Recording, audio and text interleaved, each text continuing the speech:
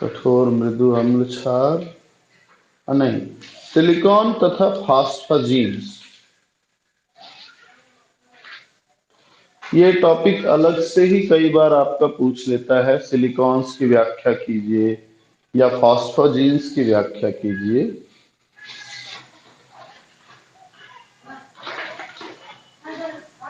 तो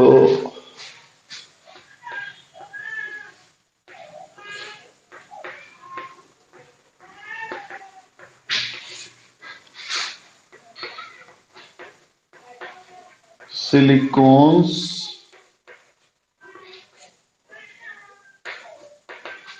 तथा फास्फाजीन्स, फास्फोजीन्स या फास्फाजीन्स, ये हमारा टॉपिक है, चैप्टर है सीधा सीधा। तो हम शुरुआत करते हैं, सिलिकॉन्स किसे कहते हैं? सिलिकॉन्स, ये R2SiO इकाई जो होती है, या RnSiO इकाई के बहुलक होते हैं। तो RnSiO 4 - n, 2n है, 4 - n ट्वाइस के बहुलक, इनको हम सिलिकॉन्स के नाम से जानते हैं।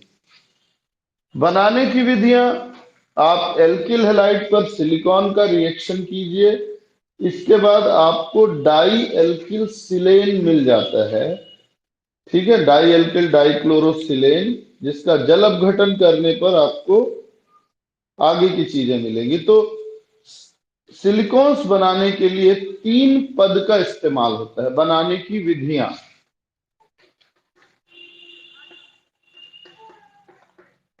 विधियों में पहला पद है आपका माध्यमिक यौगिक का निर्माण, यानी कि सिलिका, हम कहेंगे एल्किल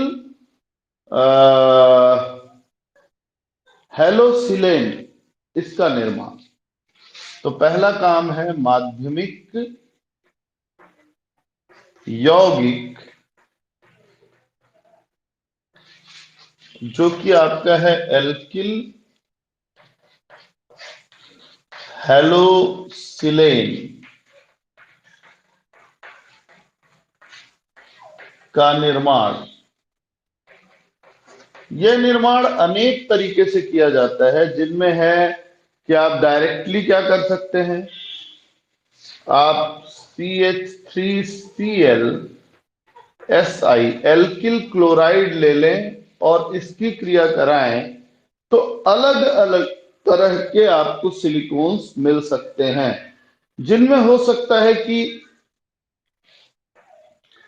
एक CH3 हो, Si हो, Cl3 हो, या हो सकता है आपको मिल जाए CH3 की 2 इकाइयां सिलिकॉन और 2 डाइक्लोरीन, और भी मिल सकता है आपको, यानी CH3 की 3 इकाइयां, एक सिलिकॉन, एक क्लोरीन। ध्यान रखिए कि सिलिकॉन 4 बंध बना सकता है, तो इसलिए वो 4 चीजों से जुड़ सकता है, एक CH3 3 Cl से, 2 CH3 2 Cl से, एक तीन CH3 1 Cl से, किसी से भी जुड़ सकता है। इसके अलावा एरोमेटिक बनाने का है, तो अपन उतना लंबा चौड़ा नहीं खींचेंगे, हम एक विधि देखते हैं। दूसरा है जल अपघटन करके हम क्या करेंगे, अगला माध्यमिक यौगिक बनाएंगे। ये जो अगला माध्यमिक यौगिक है, ये हाइड्रोक्सी एल्किल सिलिकॉन होता है। तो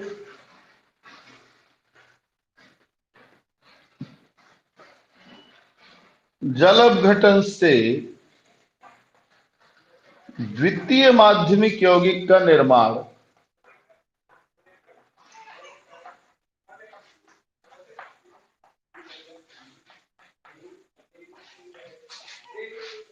द्वितीय माध्यमिक यौगिक क्या है? एल्किल हाइड्रोक्सी सिलेन। किसी का माइक ऑन है बेटा? है ना? तो ये क्या होता है, जैसे मान लो हमारे पास है CH3 ट्वाइस SiCl2, इस पर हम जल अपघटन कर दें पोटेशियम हाइड्रोक्साइड HOH, जलीय पोटेशियम हाइड्रोक्साइड की उपस्थिति में, तो HCl के साथ और OH यहां जुड़ जाएगा, आपको मिलेगा CH3 twice SiOH twice plus 2HCl। इसका मतलब है सिलिकॉन में दो OH समूह जुड़ गए और दो CH3 तो पहले से ही थे, ये बन गया। तीसरा, अब इनका बहुलीकरण हम देखेंगे। तीसरा पद जो आएगा इसी में सिलिकॉन्स में, ये आएगा इसका बहुलीकरण।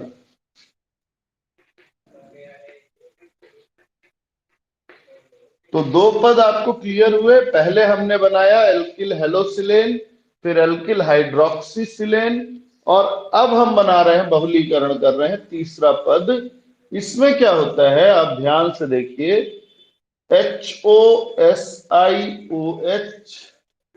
ऊपर नीचे CH3 जोड़ देते हैं। ऐसा मैं एक और अणु ले लेता हूं,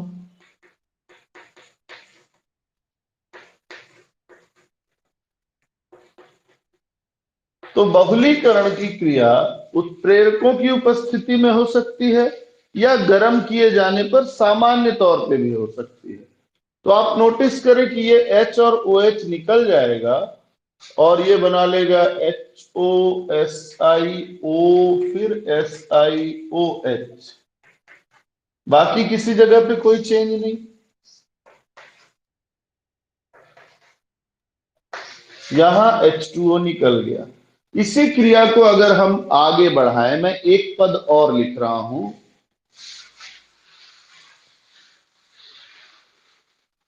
मान लो अब हमने फिर से इसमें हमने जोड़ दिया किस चीज को, HOSiOH CH3 जोड़ते जा रहे हैं, तो यहां से निकल जाएगा और आपको मिलेगा HOSiOSiOH।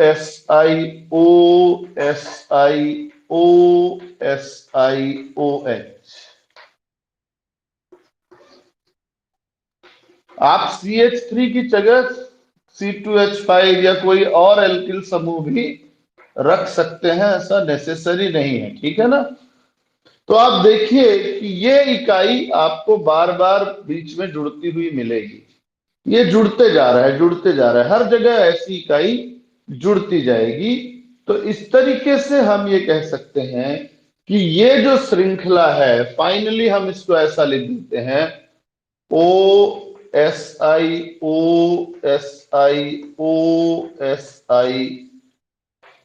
R R R R R R। R क्या है? एल्किल समूह CH3 या C2H5। ये जो बन के तैयार हुआ बहुलक, ये कहलाता है सिलिकॉन या सिलिकॉन्स भी आप कह सकते हैं, सिलिकॉन या सिलिकॉन्स, ठीक है। अब आप देखें कि इसके कई रूप आपको देखने को मिलते हैं। कई रूप, कौन कौन से रूप मिलेंगे? देखिए, पहला आपको मिलेगा रेखीय सिलिकॉन। रेखी का मतलब इसमें SiO इकाइयां एक सरल रेखा का निर्माण करती हैं, जैसे SiO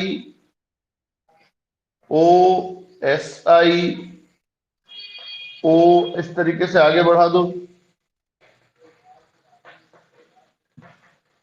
तो ये रेखीय सिलिकॉन हुए। दूसरा प्रकार है चक्रीय सिलिकॉन। तो चक्रीय में क्या होगा? SiO ये मुड़ के चक्र बना लेंगे, सूत्र में कोई परिवर्तन आपको देखने को नहीं मिलेगा। हर SI को 2 R से आप जोड़ सकते हैं।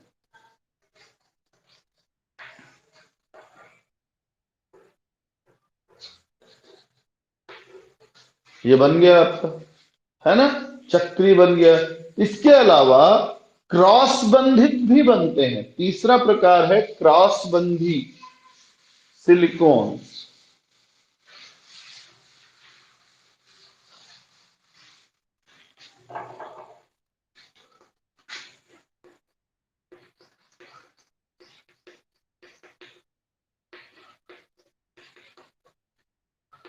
क्रॉस बंधी में ऊपर नीचे जुड़ जाते हैं। SiO, SiO, SiO,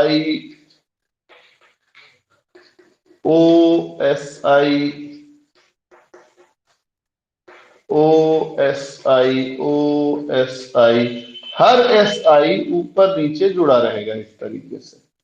तो आप ऐसा बना लें, तो ये क्या हो गया, क्रॉस बंधित सिलिकॉन्स। ठीक है, इसका स्क्रीनशॉट ले लें।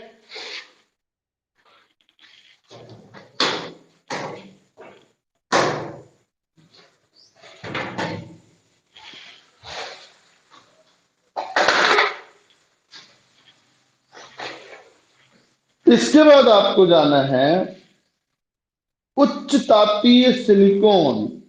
ये इसी तरीके के हैं। जो क्रॉस बंधित बना है ये उच्च तापीय होता है, यानी अधिक तापमान पर कार्यरत हो सकता है। अब आते हैं हम सिलिकॉन के वर्गीकरण को ही थोड़ा सा समझ लेते हैं और भी। तो ये नोट कर लिया हो तो ये तो हमने संरचना की दृष्टि से बता दिया।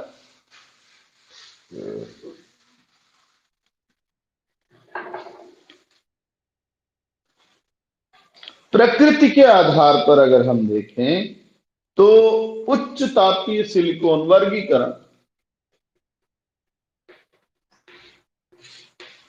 पहला है उच्च तापीय सिलिकॉन। अब मैं सिलिकॉन ही लिख रहा हूं। क्या है ये, ध्यान से देखें। एल्यूमिनियम या टाइटेनियम के हैलाइड या एल्को ऑक्साइड की उपस्थिति में कार्ब सिलिकॉन हैलाइड का गर्म अपघटन करने पर प्राप्त सिलिकॉन्स अत्यधिक उच्च ताप पर भी स्थायी होते हैं। तो यानी कि अगर हम टाइटेनियम या एल्यूमिनियम के हैलाइड या एल्कोक्साइड की उपस्थिति में गर्म करें, तो सपोज करो आपके पास तो इकाई यही थी,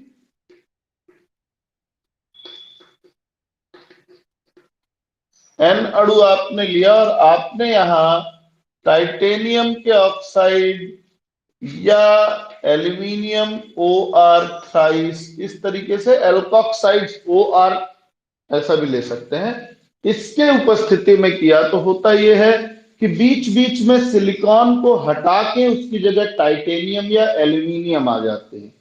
तो आपको कैसा मिलेगा, SiO, SiO, Si, O, Si, OTi, OSi।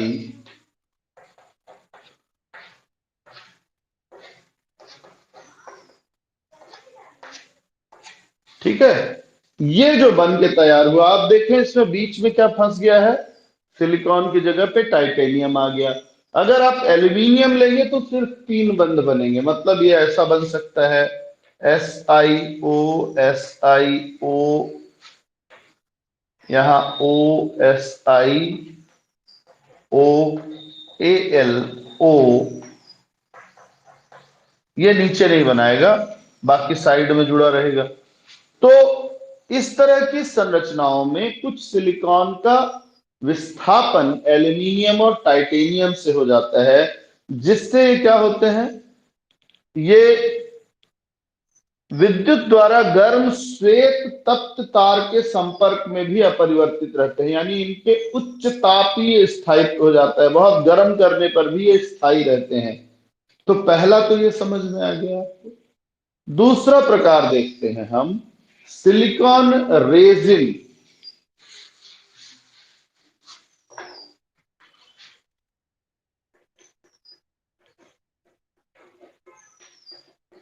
Resin का मतलब गोंद जैसे पदार्थ, है ना। एक तो रेजिन हम किसको बोलते हैं, किशमिश को भी बोलते हैं रेजिन। तो उसमें भी क्या होता है, गुई होता है ना, चिपचिपा सा पदार्थ, तो चिपचिपाहट वाला। तो जब हम डाई मेथिल डाइक्लोरोसिलेन का जल अपघटन ट्राइक्लोरोमेथिलसिलेन की उपस्थिति में करके बहुलीकरण पर दृढ़ बहुलक प्राप्त होता है, ये दृढ़ बहुलक ही सिलिकॉन रेजिन कहलाता है। यानी कि डाई एल्किल डाइक्लोरो का बहुलीकरण ट्राई मोनो एल्किल ट्राइक्लोरोसिलेन के साथ करने पे हमको ये मिलता है। सिलिकॉन रेजिन एक ट्राइलिक एस्टर जैसे कार्बनिक रेजिन को सिलिकॉन में मिश्रित करने के बाद भी प्राप्त होता है। डाइफेनिल डाइक्लोरोसिलेन मिलाकर इसका हम जल अपघटन करते हैं, आंशिक बहुलीकरण के पश्चात इसे धोकर HCl दूर कर लेते हैं, वांछित आकृति देकर चतुर्थक अमोनियम लवण के साथ गर्म कर लेते हैं। अमोनियम लवण उत्प्रेरक का कार्य करता है, उपरोक्त विधि से 12% सिलिकॉन रेजिन प्राप्त होता है। सिलिकॉन रेजिन, लैमिनेटिंग रेजिन, मुक्त रेजिन, जल प्रतिरोधक रेजिन, यानी इनके गुण आपको सिर्फ थ्योरी में ही पढ़ने हैं। उच्च गुणवत्ता के लिए रेजिन को ऊष्मा उपचार दिया जाता है, यानी कि 250 डिग्री सेल्सियस तक तापमान सह सकते हैं। कार्बनिक रेजिन और एल्यूमिनियम मिश्रित करने पर ताप प्रतिरोधक शक्ति 500 डिग्री सेल्सियस तक हो जाती है, तो हाई टेम्परेचर तक ये वर्क कर सकते हैं। इसके बाद आती है बारी, ये सब थ्योरी है। अब हम जो पढ़ने वाले हैं वो सब क्या है, थ्योरी है। आप पॉइंट वाइज नोट कर सकते हैं, पॉइंट वाइज जरूरत पड़ने पे लिख भी सकते हैं। सिलिकॉन द्रव या सिलिकॉन तेल क्या है। सिलिकॉन तरल समान अनुपात में रेखीय तथा चक्रीय बहुलकों का मिश्रण होता है। तो पहला पॉइंट तो ये हो गया कि समान अनुपात में रेखीय सिलिकॉन और चक्रीय सिलिकॉन का ये मिश्रण है, बहुलकों का मिश्रण है। सिलिकॉन तरल का उत्पाद डाइक्लोरो डाइमेथिल साइलेन के जल अपघटन उत्पादन पर आधारित है। समूह तथा निरंतर प्रक्रमों का उपयोग इसे बनाने में होता है। बड़े पैमाने पर इसे निरंतर यानी कंटिन्यूअस सतत प्रोसेस जो होता है उससे बनाते हैं।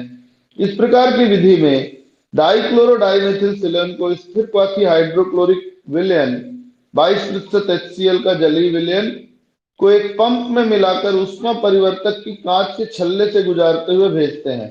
एक पृथककारी की सहायता से HCl को नीचे तथा सिलिकॉन तरल को ऊपर वाले छिद्रों से निकालते हैं। सिलिकॉन तरल को धोकर उदासीन कर लेते हैं।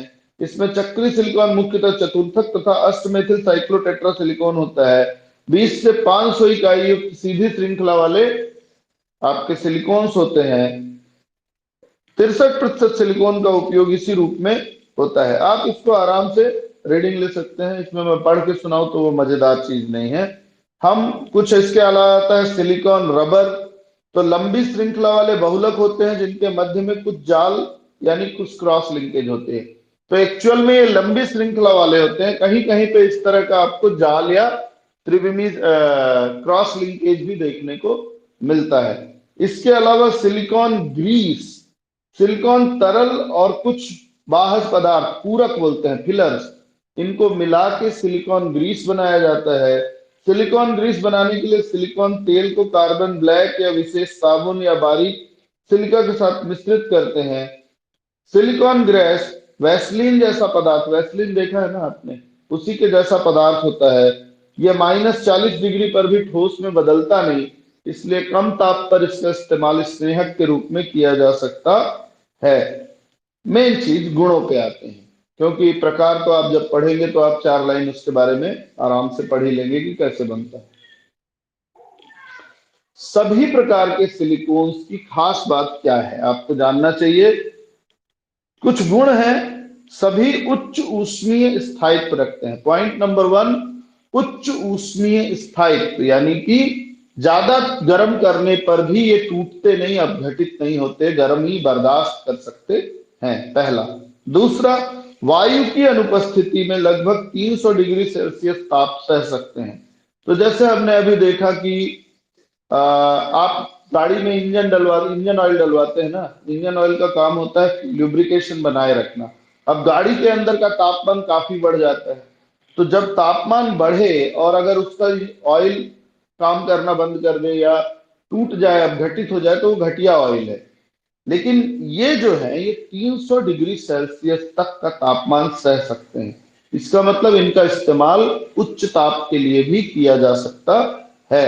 कार्बनिक समूहों का ऑक्सीकरण 200 से 250 डिग्री पर होकर जालबंद बनना प्रारंभ हो जाता है। ये दुर्बल अम्ल, दुर्बल क्षार और निष्क्रिय लवण से क्रिया नहीं करते हैं। तो मूल रूप से ये एक तरह से अक्रियाशील पदार्थ हैं, जिन पर न तो अम्ल का प्रभाव आसानी से पड़ता है, न क्षार का और न ही लवण का। नेक्स्ट है, निम्न अणुभार वाले सिलिकॉन बेंजीन तथा कार्बन टेट्राक्लोराइड में घुलनशील होते हैं। विलेयता की बात करें तो छोटे आकार के जो सिलिकॉन्स होंगे वो चूंकि अध्रुवीय प्रकृति के हैं, इसलिए कार्बनिक विलायकों में या कार्बन टेट्राक्लोराइड वगैरह में घुलनशील होंगे।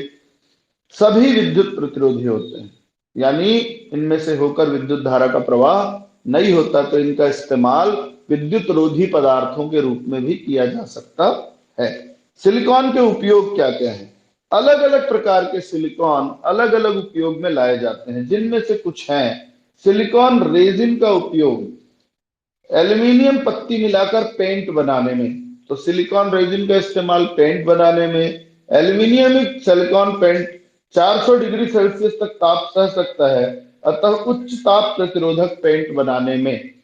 तो जैसे मान लो कोई मशीन है जो ज्यादा गर्म होती है लेकिन आपको पेंट करना है, तो ऐसी स्थिति में उस पे सिलिकॉन एल्यूमिनियम का पेंट बना के किया जाता है, क्योंकि 400 डिग्री सेल्सियस तक भी ये पेंट का कुछ नहीं होता। जबकि नॉर्मल पेंट को अगर आप किसी, अभी घर में जाओ आप अपनी कढ़ाई में नॉर्मल पेंट कर दो और उसको चढ़ा दो तो वो जल जाएगा, तो ये नहीं जलता। ठीक है।